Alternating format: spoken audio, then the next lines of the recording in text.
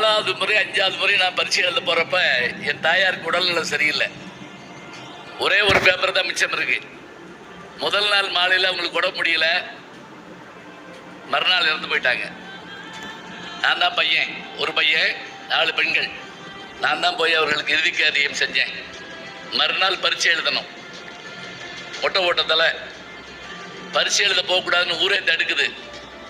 எங்கள் அப்பா என்னை கூப்பிட்டு சொன்னார், உங்கள் அம்மா இருந்தால் உன்னை படித்தவனாக தான் பார்க்கணும்னு நினைப்பா, உன்னால் பரீட்சை எழுத முடியுமான்னு கேட்டார். முடியும்னே, போ. மதுரைக்கு போய் சோழவந்தான்லேருந்து மதுரைக்கு போய் பரீட்சை எழுதுறதுக்காக அந்த பேப்பர் வாங்கினப்ப என்ன தெரியுமா யோசனை தெரியுங்களா? நேற்று நேரம் எங்கள் அம்மாவுக்கு நான் சிறையில் தீ வைக்கிறேன். அந்த கை தான் அந்த கை. வேர்க்கலைங்க, கண்ணீர் தான் வருது. அப்புறம் எழுதிட்டேன். பரீட்சை எழுதிட்டு வந்து பார்த்தா 1 மாதம் கழிச்சு ரிசல்ட் பார்க்க என் நண்பன் போனான், உயிர் நண்பன் வந்து ஃபெயில்ட்டான். அதுவும் போச்சு. அப்புறம் என்ன பண்ணுறது? அப்புறம் எங்கள் அப்பா சொன்னார், எம்ப்ளாய்மெண்ட்டில் போய் பதிஞ்சிட்டு வரையான்னார். சரிட்டு போனேன். எம்ப்ளாய்மெண்ட்டில் பதிய போனால் உங்களுக்கு தெரியும், ஒரு தடவை பதிஞ்சா ஜென்மத்துக்கு பதிய மாட்டோம். ஒரே ஒரு தடவை பதிஞ்சா போதும். ஒன்றும் இல்லை, அந்த அப்ளிகேஷனில் எங்கன கையெழுத்து போடணும்னு எனக்கு தெரியல. அங்கே இருக்க கிளார்கிட்ட கேட்டேன், எங்கன போடணும் அப்படின்னு. என் தலையில் போடு அப்படின்னார் அவர்.